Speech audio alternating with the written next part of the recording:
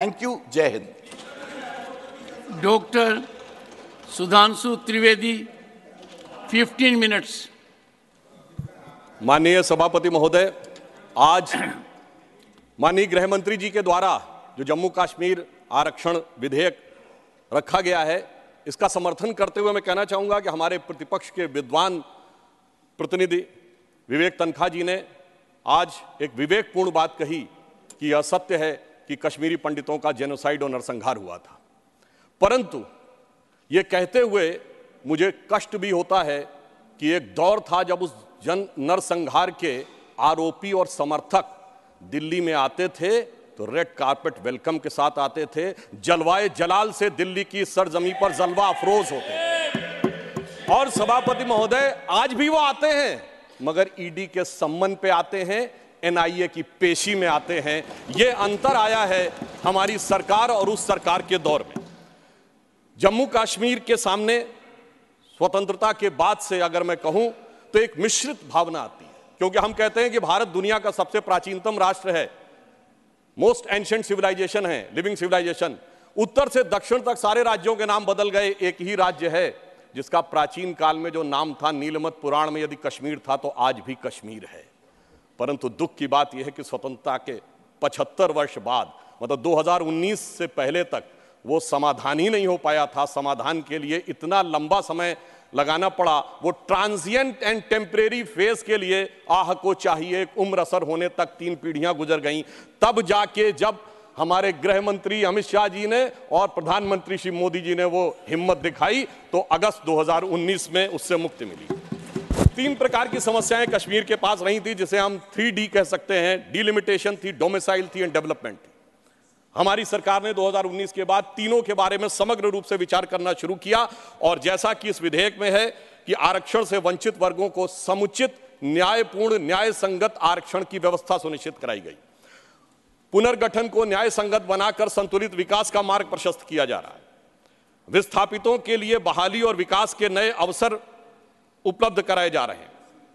2019 के विधेयक के द्वारा जम्मू कश्मीर विधानसभा में 83 सीटें थी, उन्हें बढ़ाकर 90 किया गया, जिसमें 6 शेड्यूल कास्ट के लिए आरक्षित थी परंतु शेड्यूल ट्राइब्स के लिए नहीं थी। इसमें पहली बार 9 सीटें अनुसूचित जनजाति के लिए आरक्षण की गई हैं।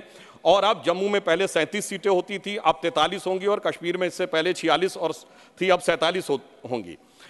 पाकिस्तान ऑक्यूपाइड कश्मीर की यथावत रहेंगी। नामित सदस्य पहले 2 थे, अब 5 होंगे, जिनमें कि 1 महिला और 1 पाकिस्तान अधिकृत कश्मीर से भी होगा। अतः हम कह सकते हैं कि हम अब व्यवस्था को न्याय संगत और युक्तपूर्ण प्रतिनिधित्व की तरफ ले जा रहे हैं।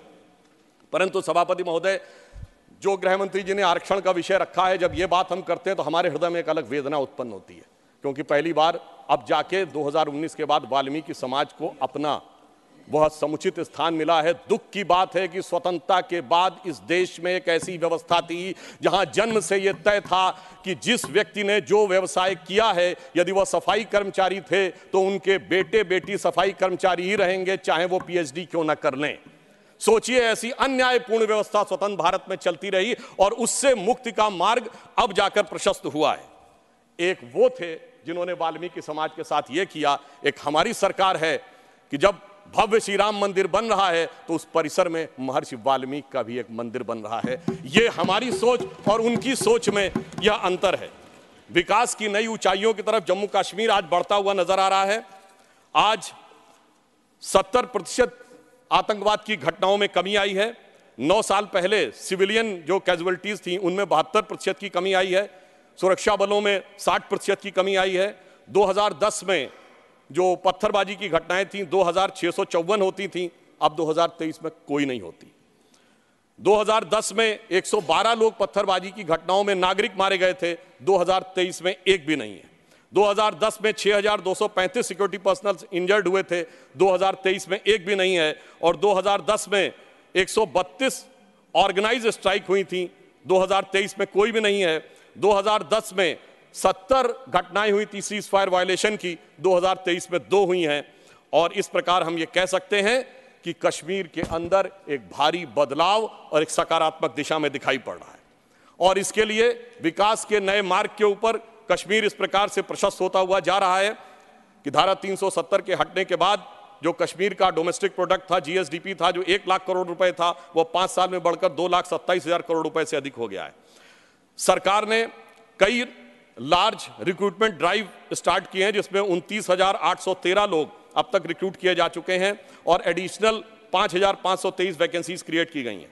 जम्मू कश्मीर ने इन्वेस्टमेंट के जो प्रपोजल आए हैं वो 66,000 करोड़ रुपए के हैं और जो डायरेक्ट एम्प्लॉयमेंट और उसके द्वारा जो इनडायरेक्ट एम्प्लॉयमेंट क्रिएट होगा वो 2.9 लाख तक के व्यवसाय के अवसर क्रिएट हो सकते हैं। 2 मेडी सिटीज जम्मू और कश्मीर में क्रिएट की जा रही हैं।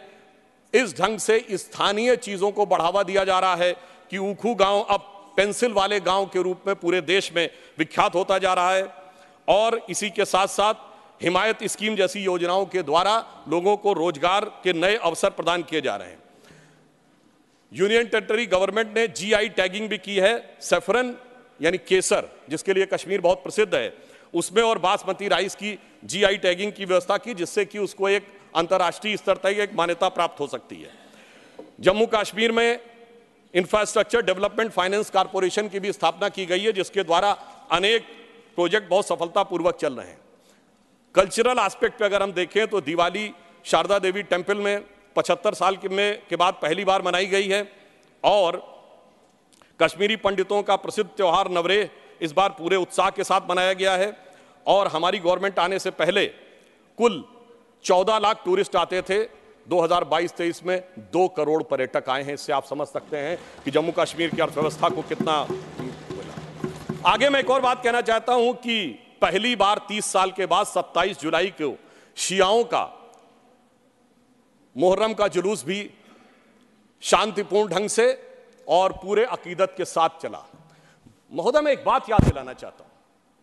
मैं लखनऊ का रहने वाला हूं। वहां भी मैंने बचपन में हिंदू मुस्लिम कॉन्फ्लिक्ट नहीं सुना था, शिया सुन्नी कॉन्फ्लिक्ट सुने थे। इनकी सरकार के समय में शियाओं का जुलूस, मदे साहबा का जुलूस रोक दिया गया था।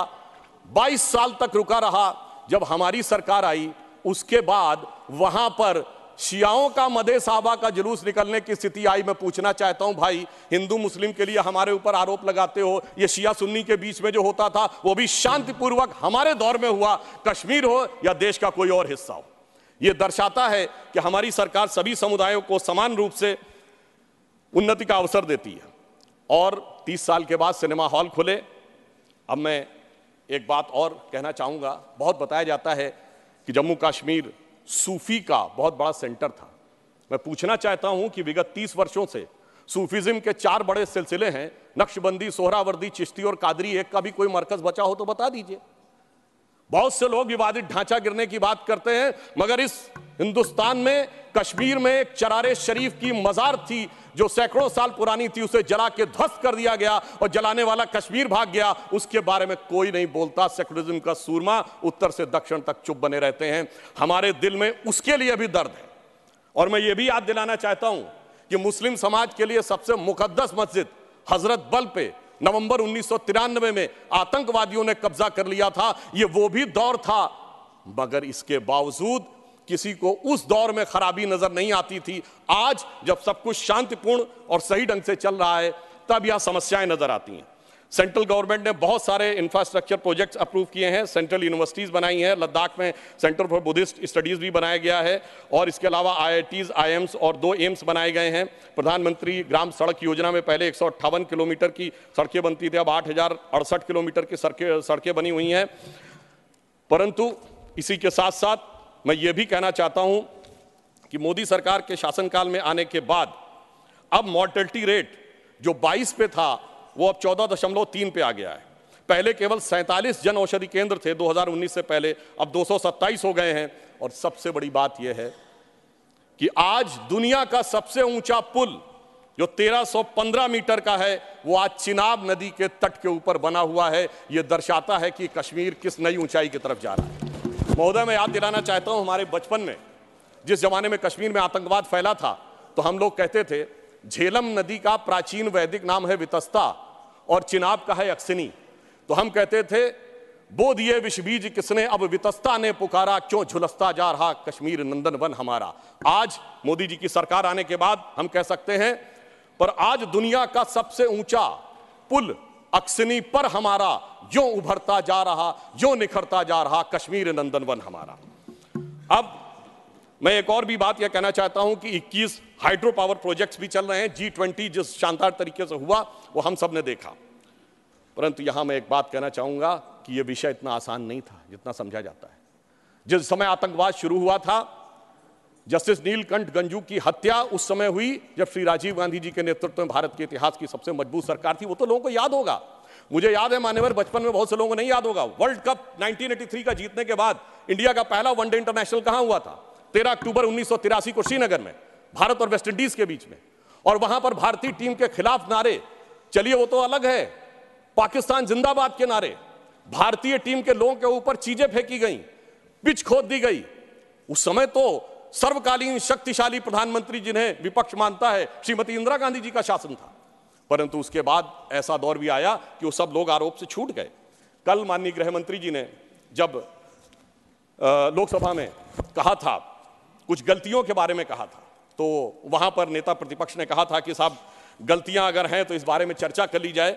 तो मैं सिर्फ ये बताना चाहता हूं कि अगर गलतियों की बात होगी तो बहुत सी ऐसी गलतियां हैं जिन्हें विशेष रूप से ध्यान रखने की आज आवश्यकता है। मैं सिर्फ एक दो तीन तथ्य लोगों के सामने रखना चाहता हूं। जब स्वतंत्रता के उपरांत रियासतों के विलय का महकमा सरदार पटेल के पास था तो केवल कश्मीर नेहरू जी ने अपने पास क्यों रखा था? नंबर 2, 1946 में महाराजा हरि सिंह जी के विरुद्ध विद्रोह के आरोप में जब शेख अब्दुल्ला जेल में बंद थे तो पंडित नेहरू स्वयं उनको छुड़ाने के लिए कश्मीर गए और वो भी गिरफ्तार हो गए। यह बात मौलाना आजाद ने अपनी किताब इंडिया विंस फ्रीडम में लिखी है कि इससे तत्कालीन कांग्रेस नेता बुरी तरीके से हतप्रभ हो गए। और इस परिस्थिति में जिस समय पाकिस्तान ने आक्रमण किया उसे कबायली आक्रमण क्यों कहा गया, सेना का आक्रमण क्यों नहीं कहा गया? और इसके अतिरिक्त मैं यह भी कहना चाहूंगा कि जिस समय यह कश्मीर का संघर्ष हुआ, एक फैक्ट रखना चाहता हूं, उस समय तो माउंटबेटन 30 जून 1948 तक वाइसरॉय थे। भारत की सेना अध्यक्ष जनवरी 1949 तक जनरल रॉय बूचर था और पाकिस्तान की सेना का अध्यक्ष जनवरी 1951 तक अंग्रेज था। तो भाई यूनाइटेड नेशंस में जाने की क्या आवश्यकता थी? गृह मंत्री जी ने बिल्कुल सही बात कही कि भाई उनको 1 साल तक माउंटबेटन को इसलिए रोका गया था कि बचे हुए कुछ मामले रिजॉल्व करने हैं। तो भाई मैं पूछना चाहता हूं कि उनको क्या मेहमान नवाजी के लिए रखा गया था? जब यहां थे, दोनों तरफ के सेना अध्यक्ष भी अंग्रेज थे, तो यूनाइटेड नेशंस क्यों गए? इसलिए मैं कह सकता हूं एक गलती नहीं, भयंकर गलती थी जिसका खामियाजा आज तक सरकार को भुगतना पड़ रहा है। और फिर इतना ही नहीं, करेस्पॉन्डेंट ऑफ सरदार पटेल से बहुत स्पष्ट है कि वहां लिखा जा रहा था कि residual powers will be vested in the interim government of Jammu and Kashmir, जिसको सरदार पटेल के इंसिस्टेंस के ऊपर यूनियन गवर्नमेंट कर दिया गया। अगर रेजिडुअल पावर्स उनके पास वेस्टेड होती तो आप समझ सकते हैं कि आज कितनी बड़ी चुनौती का सामना करना पड़ता। और ये correspondence of Sardar Patel 1945 to 50 के खंड 1 में जो वी शंकर उनके सेक्रेटरी थे, उन्होंने इस बात को लिखा है। अब मैं एक बात और ध्यान देना चाहता हूं कि प्रथम लोकसभा में कश्मीरी पुनर्वास के कैबिनेट मंत्री अजीत प्रसाद जैन जी ने अपनी किताब कश्मीर व्हाट रियली हैपेंड में लिखा है कि the draft was approved by Sheikh and his colleagues and then passed by the Congress party. ये मैं नहीं कह रहा हूं, उनकी सरकार के कैबिनेट मिनिस्टर कह रहे थे। और इसमें अंत में एक और व्यक्ति का उद्धृत करना चाहता हूं जो भारत के मुख्य न्यायाधीश रहे, जस्टिस मेहरचंद महाजन, जो कि उस समय कश्मीर रियासत के प्रधानमंत्री थे। उन्होंने आकर कहा कि 24 अक्टूबर 1947 को वो पत्र लेकर आ गए थे, परंतु उसके बावजूद 2 दिन तक सिर्फ इसलिए मामला अटका रहा। ये मैं नहीं कह रहा हूं, जस्टिस महाजन ने अपनी किताब लुकिंग बैक में लिखा है, क्योंकि नेहरू जी की यह शर्त थी कि शेख अब्दुल्ला का पहले स्थान तय हो जाए नई सत्ता में, इसके उपरांत ही कश्मीर के विलय का प्रस्ताव होगा। वो सारी बातें आपको पता होगी कि जब उस समय उन्होंने कहा था कि हम जाकर कराची चले जाएंगे यदि हिंदुओं की रक्षा की गारंटी श्रीनगर में फंसे हुए लोगों की ली जाए। इसलिए मैं कहना चाहता हूं इसके लिए एक दिन नहीं, एक सत्र भी कमजोर पड़ जाएगा। और आज अगर आप देखें कि अंतर देखिए, एक उधर का कश्मीर और एक इधर का कश्मीर। एक इधर का कश्मीर है जहां पर टेक्नोलॉजी में, जहां पर की कल्चर में उन्नति हो रही है, जहां विकास हो रहा है, G20 किया जा रहा है। और एक उधर का कश्मीर है, यहां हमारा सबसे ऊंचा पुल है और वहां बड़े बड़े आतंकवादी संगठनों के साथ उधर के कश्मीर के लोग बैठे हुए हैं। इसलिए मैं ये भी कहना चाहता हूं कि इन 75 वर्षों के बाद जो कुछ भी बदलाव आया है वो इस सीमा तक आया है कि मैं सिर्फ ये कहना चाहूंगा कि जो मोदी जी ने हिम्मत दिखाई उसकी वजह से आज ये बदलाव आया, जिसे एक पंक्ति में कहना चाहूंगा कि दर्द की रात गई, गम के जमाने भी गए और मोदी जी की हिम्मत से कई दाग पुराने भी गए। और इसके लिए सर एक बस पंक्ति कह देता हूं, इसके लिए जिस दृढ़ इच्छा शक्ति की आवश्यकता थी वो हमारे गृह मंत्री जी ने और प्रधानमंत्री जी ने दिखाई। मैं कहना चाहूंगा कि आप सब लोग दलगत भावना से ऊपर उठकर उसका समर्थन करिए, क्योंकि सर्दी का मौसम आ गया है और इस समय बर्फीली हवाएं वहां चलती हैं। तो यह पंक्ति कहकर समाप्त करना चाहता हूं, न जो बर्फ की आंधियों से लड़े हैं, कभी पग न उनके शिखर पर पड़े हैं, जिन्हें लक्ष्य से कम अधिक प्यार खुद से, वही जी चुरा कर तरसते खड़े हैं। अगर बढ़ सको तो पखेरु बनो तुम, प्रवरता तुम्हारे चरण चूम लेगी, न हो साथ कोई अकेले बढ़ो तुम, सफलता तुम्हारे चरण चूम लेगी। धन्यवाद।